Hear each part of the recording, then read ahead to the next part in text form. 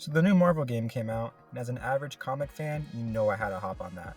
But while I was playing, I realized I have no idea what these characters are fighting for, and luckily for me, the game provides plot via the long ass paragraphs, and there's like no way I'm reading this. I'm like, ain't no way they expect us to read these essay long paragraphs about some stupid characters like Squirrel Girl or frickin' Jeff the Shark. So after reading all the plot, I quickly realized that this is going to be hard to explain all at once. So like Cardi B and Offset, I had to split this one up. No, that's crazy. No, that was crazy. All right. Yeah. All right, so we got a couple of stories. The main ones being the intergalactic Wakanda plot, the vampire-infested New York plot, and the mutant plot. All of which happened due to Doctor Doom messing with the time stream and causing a space-time reality warping event. Just casual comic stuff. And the cosmic disturbance is known as the time-space entanglement. This basically just fused a bunch of timelines together, which is why Bucky thinks Captain America is dead, and why Psylocke doesn't know who the X-Men are. Now let's get to the most interesting story, and to me, that's the New York one, where Dracula and his army of vampires have taken over New York and are fighting against Spider-Man, Iron Man, Moon Knight, Blade, Human Torch, Squirrel Girl, and now this got me hyped, because Human Torch and Blade ain't even in the game yet, so that got me wondering, what else they gonna Easter egg? Spoiler alert, it's a lot of them. It's a lot of characters in here, I'm not gonna lie to you, but we'll get to them. Now this Easter egg hunting brought me to the intergalactic Wakanda plot, which is a doozy, I'm not gonna lie. So we start off with T'Challa, who's having trouble with his Panther goddess because she's just, infected with a symbiote. Like, bruh, a symbiote-infected evil Panther goddess. Like, this is the most fantasy freaking comic plot I've ever heard of in my life. Like, come on, bro. Anyway, while researching the symbiote, Yuri detects a similar energy coming from the symbiote homeworld, Clintar, where Venom is currently fighting to keep Null sealed, which is what you're doing on that one level that I can't seem to win in. Now, since T'Challa is busy doing, Panther things, whatever, and Yuri has no hands at all, she enlists the Guardians of the Galaxy and asks them to check the planet out, where they later lose communications and are stuck teaming up with Venom to prevent Null from clapping up the universe. Anyway, let's move on to a more tamer plot. You know what I'm saying? Like, this is getting crazy. So anyway, after the timelines merge, the present year has become 2099.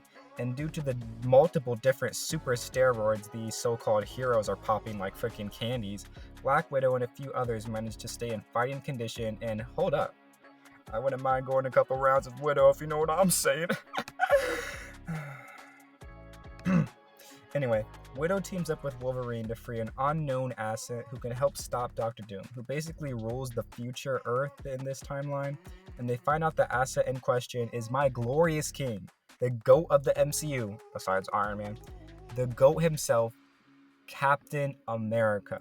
Now, during the rescue, there was a big, huge explosion, and Black Widow went missing, which put my man Logan in distress, because he knows something like Natasha, that comes once in a lifetime. Alright, let me stop glazing, bro. So Logan knows that Earth ain't safe for Cap and hands him over to Wakanda. And oh yeah, let me just clarify about that whole intergalactic thing. Yeah, Wakanda is it's in space, like on some Star Wars type beat, like some like Death Star type. Like I don't even know what was going on, but whatever, man. Comics, whatever, bro. So the mutant story, which is really vague if I'm being honest, like really, really vague, like more vague than the terms and agreements, but using my expert detective skills and good old-fashioned Webster, I've pieced together that the time entanglement that Doom caused affected Krakoa, which if you don't read comics is where the mutants live and is basically an independent mutant-only country. Anyway, the cosmic distortion was sort of like a time storm, and since Storm's whole thing, she controls Storms, it was light work. And hold up, I gotta stop right now to talk about Storm's design in this game. You see, they came in with the side braids, came in with like the half mohawk kind of wavy hairstyle, and I know you see the drip, bro. I'm not gonna lie, they got Storm dripped out of her mind in this game. And don't even get me started on the Rockstar costume. Y'all can't even handle that level of drip, bro. Like, so clean, bro. The jacket comes on, the pants come on, the shoes come on. I'm like, damn, bro, so clean. Too bad she sucks, bro. Like, actually, bro, like, what are we doing right now? She's gotta be like the worst character in the game. But I'm getting off topic. Let me get back to it. So Storm's able to kind of maneuver the time stream entanglement fusion collaboration whatever thing, because like they kind of just say because it's kind of like a time storm, and she controls Storm. She can kind of control it, which it's comics, man. I'm gonna let them slide on this one. But a lot of mutants have become displaced, and others from across timelines are seeking refuge. So Storm and my goat of all fiction, Magneto, and the number one crash out Logan are trying to lead the mutants to a more stable reality. Now Logan actually plays a clear role in the story and has his own little story, so let's dive into that one real quick.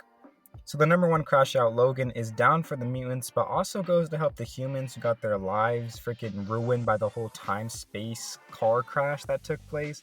And this leads him to finding magic in Scarlet Witch, and he recruits them to the team, adds them to the squad. And so they're all kind of working together with the mutants, Wakanda, and New York, which I'm gonna get back to on that one, don't worry. And so they're all trying to fight Doctor Doom, which is like the main bad guy. So that's like the recap of the whole story going on. But all right, so to recap, Wakanda and the mutants are like the main forces in the battle against Doom. And then New York is also under attack by Dracula, while like a pseudo Avenger group fights back. And what I'm saying, more characters will likely join the fight against Doom later, obviously. So, we'll get there. So let me get to my favorite story.